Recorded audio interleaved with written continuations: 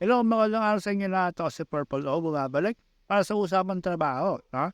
So, may karoon kasi ng open muli, hiring, no? Maraming hiring ngayon si Jobs in Croatia. No? Tapos, ituturo ko sa inyo kung ano yung mga yon, tapos kung ano yung instruction na dapat nyong sundin, no? So, nakalagay naman doon sa description kung ano yung dapat nyong gawin, kung ano yung mga requirements para ma-entertain kayo sa interview. No? Tapos, ituturo ko din sa inyo kung paano ba mag-apply kay Jobs in Croatia kasi meron siyang talagang specific na requirements. No? So, bago tayo mag-umpisa, please click subscribe and hit yung notification para sa mga susunod na ganito, no? Mga hiring sa Europe. Alright.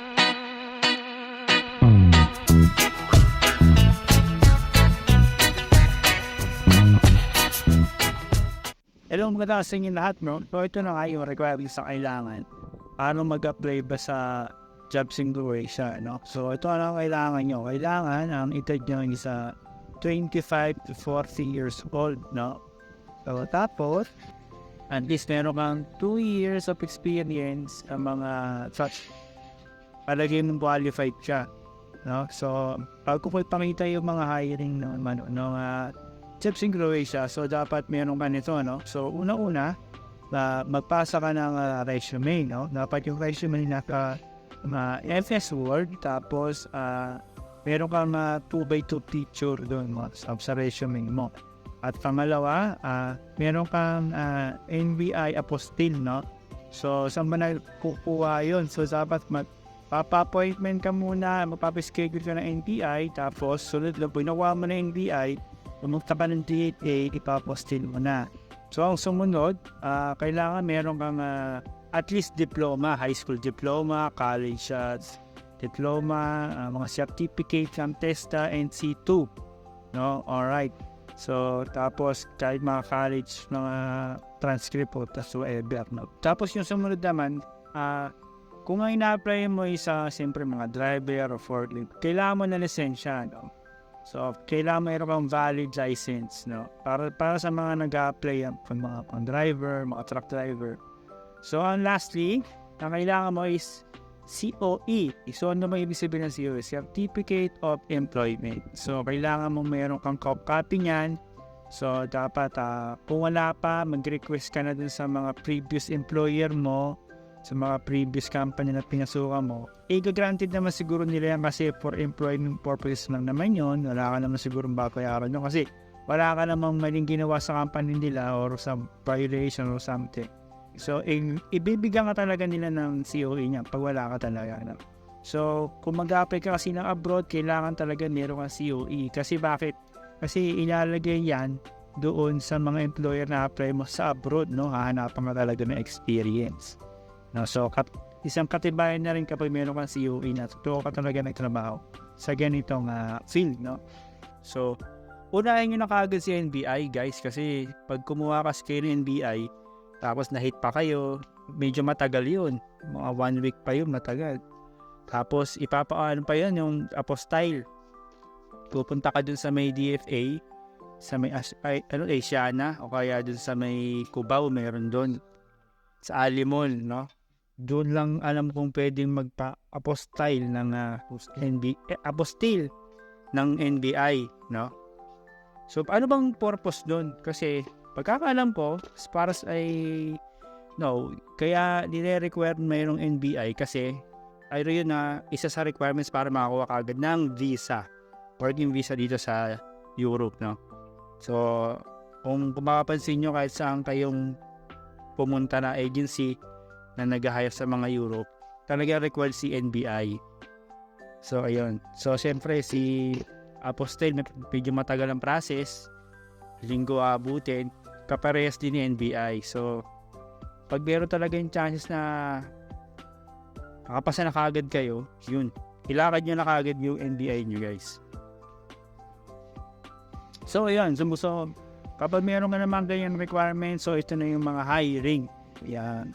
Jobs in Croatia. So, ipapakita ko dito sa gilid. So, ito yung mga hiring na makikita nyo dyan, yung bagong-bago.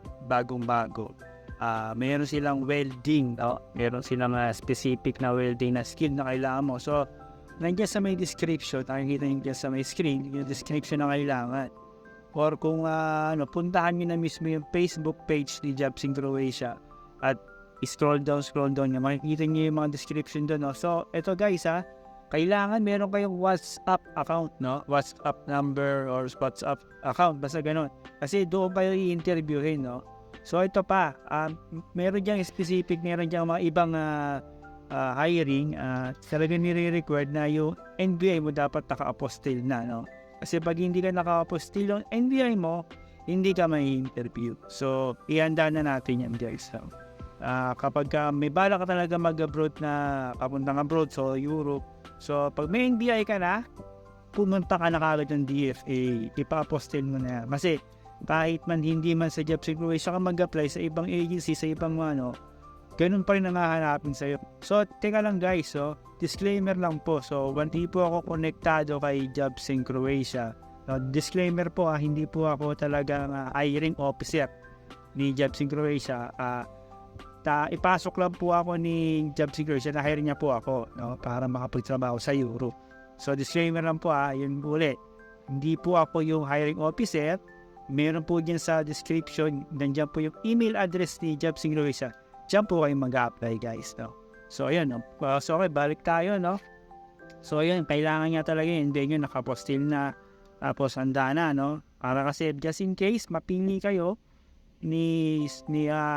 nung hiring officer ni Jobs in Croatia. So, right away, pag may WhatsApp kayo, tatawag ng agad kayo. So, ilagay nyo sa resume nyo yung WhatsApp number nyo para pagka na-selected kayo, tatawagan agad kayo yung promise. Kasi, based on my experience. So ayun guys, maraming hiring dyan. Yan, mayroong welding, mayroong warehouse worker, mayroong dock worker, yung sa mga barko. Tapos mayroong pa nga yung retail, yung mga sa prutas, yung mga sa supermarket, no? Retail worker, yan. So tapos sa mga bababa, mayroon pa mga bakery. So guys, continuous hiring yan. Hindi ko alam, wala akong idea kung ilan ang kailangan nila. Pero palagay ko dyan sa may warehouse worker, nako, palagay ko mga 50 mahigit ang kailangan dyan guys.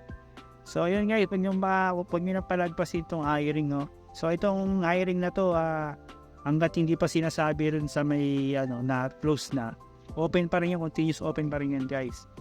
So guys, mag-apply sana kayo guys dito sa Jobs in Croatia guys, sana ma-hire kayo, no? So para magsama-sama tayo dito sa Europe, no? So ito si Jobs in Croatia, marami ang hawak sa meron niya Croatia, Hungary, Slovakia, all over the Europe yan. So yeah, apply na kayo guys. So sana palari kayo requirements, no? Yun nga guys, no? So kung nagustuhan niyo yung video ko, please subscribe and hit yung notification para sa mga ganitong tips, tapos mga updates sa mga hiring, no, sa Europe guys. So yun, ingat kayo palagi, stay healthy, God bless, no? Peace.